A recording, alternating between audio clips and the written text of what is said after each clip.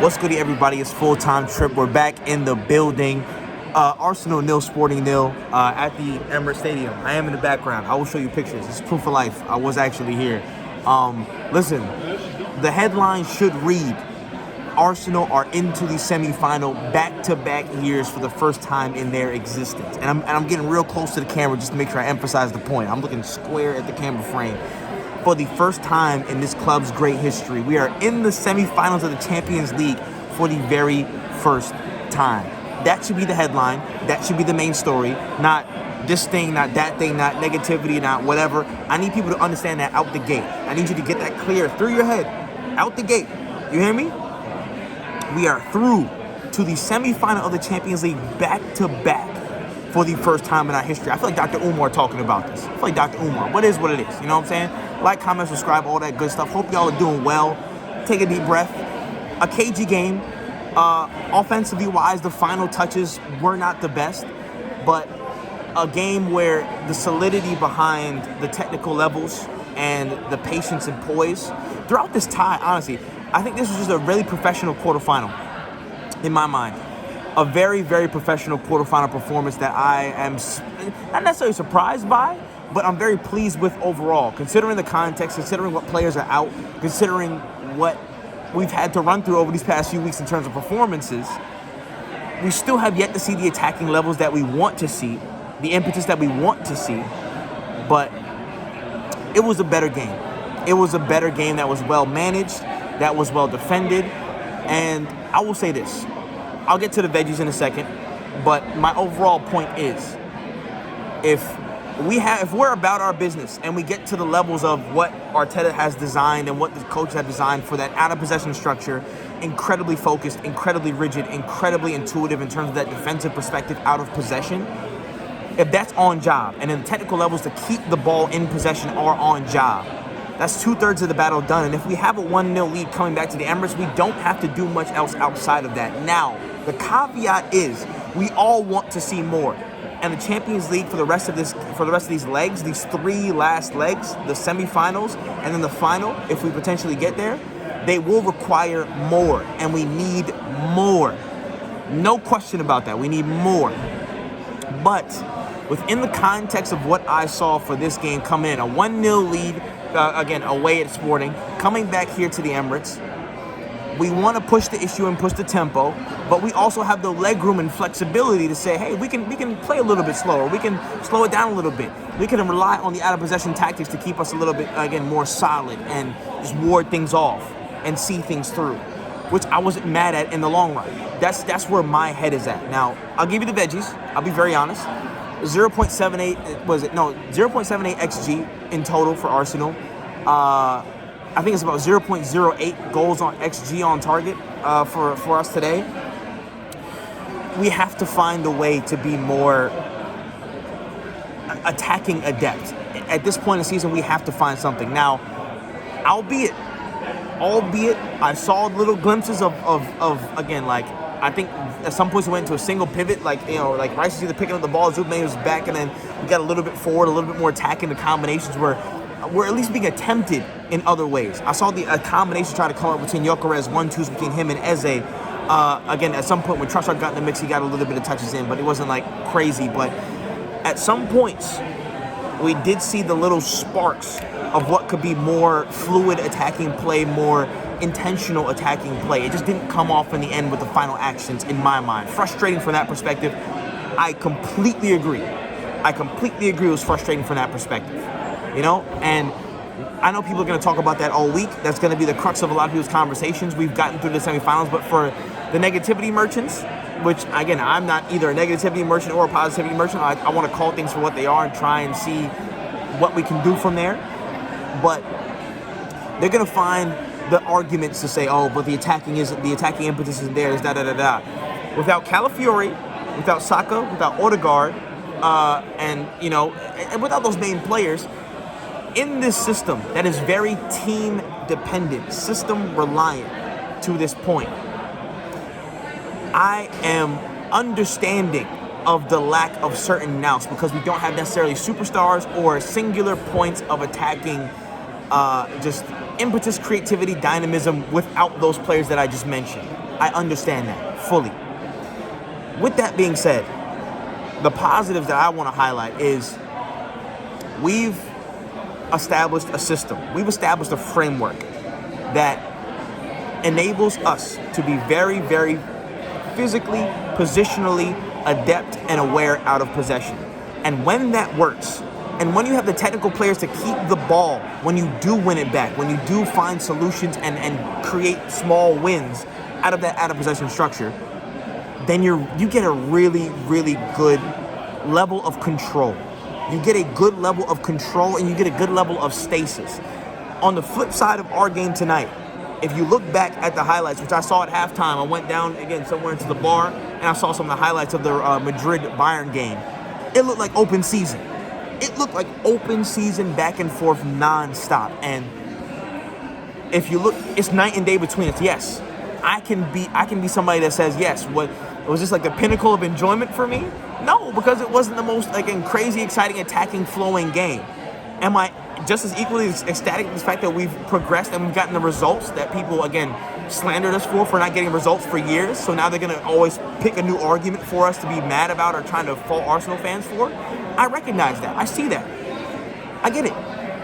But when you see Bayern and Madrid making mistakes, again, going band for band, trying to lose themselves in the moment and go full out, again, just all out attack, to a level, it makes me appreciate the stasis we have, because if we can grind out a result and we can not lose. Right now, we're on our longest unbeaten streak in Champions League since 2004, 2005. So if we're able to maintain that level of control with our defensive rigor, our out-of-possession structure, and our technical levels to keep the ball and not lose it all the time, not just play long for play long's sake, but actually play in possession, link up, be calm, manage things. I believe that is 2/3 of the way done to having enough in the tank to win the Champions League. The other third of that is having the players to update and upgrade and add to the impetus of attacking play. And that's the Odegaards, that's the Sakas, that's the Calafioris. In some way, shape, or form, that is Loki Timber. Some people don't want to hear that, but also Timber being able to keep the ball, run with the ball, having good dribbling about him in general, he also is a part of that in some way. He also is definitely a part of that. So we didn't see the attacking impetus today. Fair enough, we did not see the attacking impetus. But the out-of-possession rigor, the physical astuteness, the physical capabilities, the physical commitment of the team, and the technical levels needed to see games through and control tempo, for lack of a better term, for better or for worse, as games ebb and flow.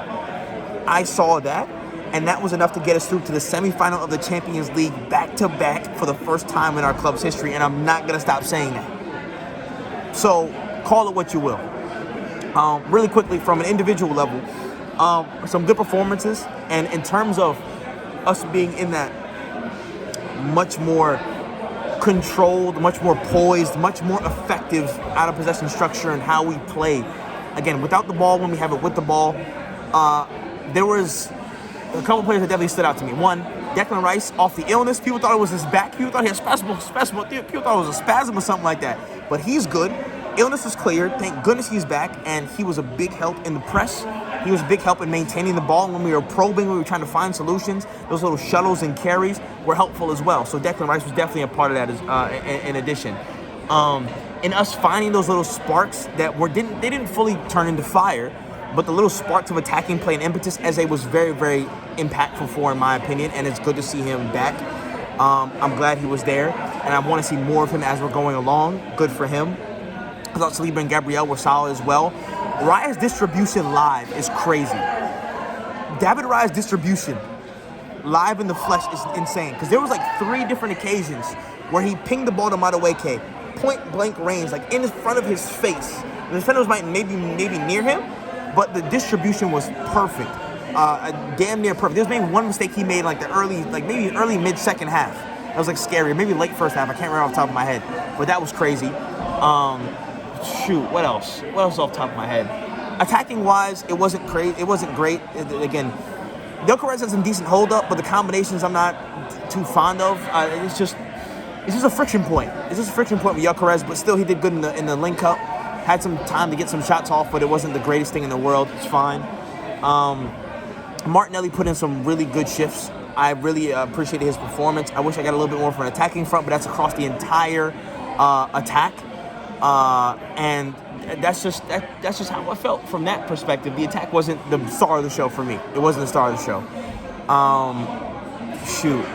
I'll go straight to my man of the match. You know, Piero El Jefe Hincapie. Piero Hincapie is back, and man, did we need him.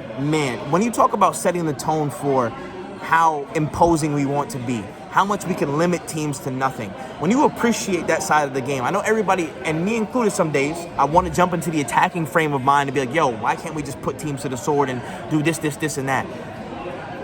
I know that's a whole nother question for a whole nother day, so I'm not going to harp on that. But what we do throughout the season, how we've mitigated teams throughout the season, what we've been lauded for in the first half of definitely being one of the best defensive teams in the world, we got back to that tonight. We got back to a lot of that tonight. And a big reason for that, in my opinion, was Piero Hincapie. Hincapie was so front-footed, so aware of spacing, positioning. Like I was watching him intently in so many portions throughout the game. He was able to, again, track space, hawk balls down, aerial duels, ground duels, things on the run, building up in possession, trying to make himself available on the wing for an attacking perspective as well on top of that.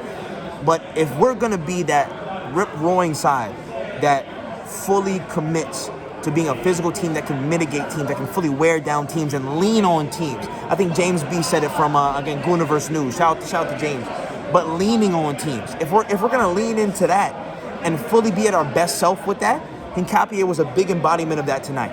Fully. He was a full embodiment of that. And I was super pleased. I was super pleased with his performance. That is 100% my man of the match. While Calafiore is out, he is the starting left back. Point blank, period. Simple as that. And that's how it broke out for me. Again, from an attacking perspective, there's always stuff we can do better. Again, the turns and carries into space, the carries, the final actions, the shots to get him off a little bit more quicker, with intent, with a little bit more poise in it. We faced danger in certain moments when we handled that.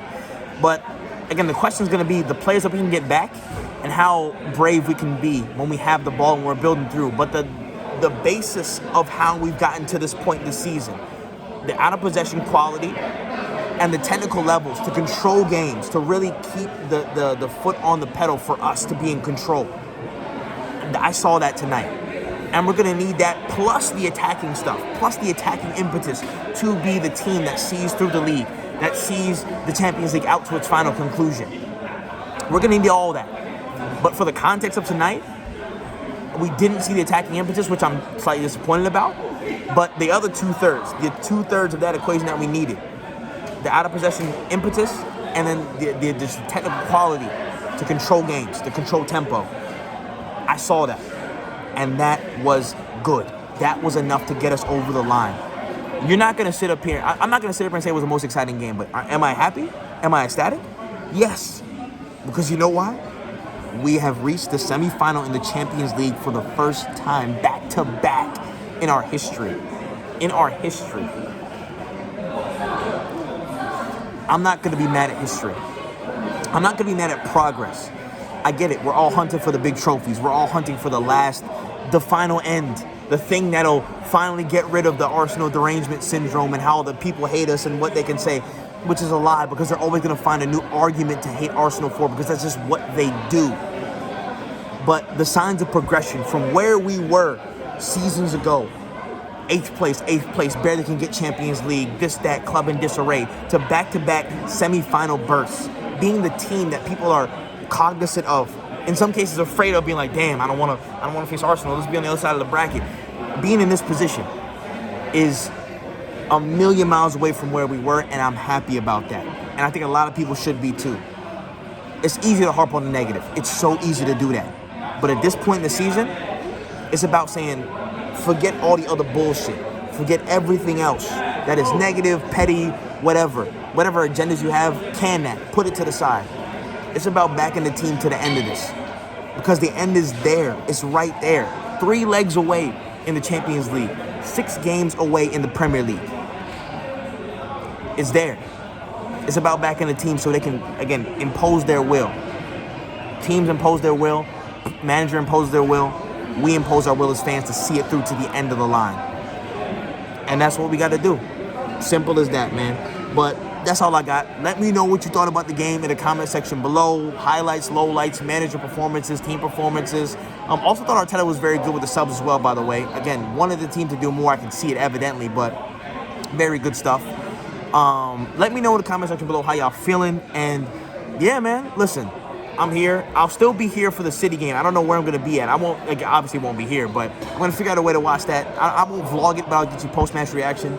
But yeah, man, listen, to the end, till the wheels fall off. We here, bro. My name is Full-Time Trip. That is all the time I got. And from the Emirates Stadium, we're just outside of it. If you can just see all that stuff out there. If you can see, again, just all the way out here, we're just chilling. That's all the time I got. And until next time, I'll catch y'all later, bro. COIG. Peace.